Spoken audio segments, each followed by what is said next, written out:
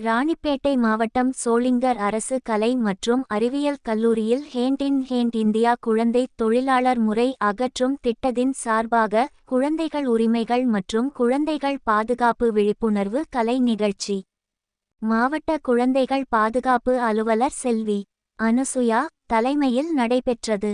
குழந்தை தொழிலாளர் முறை அகற்றுதல், குழந்தைகள் உரிமைகள் குறித்தும் பெண் சிசு கருக்கலைப்பு, பாலியல் குற்றங்கள் வரை குழந்தைகள் எதிர்கொள்கின்ற பிரச்சினைகளை குறித்தும் ஆண் பெண் சமத்துவம் குறித்து வலியுறுத்தினார்.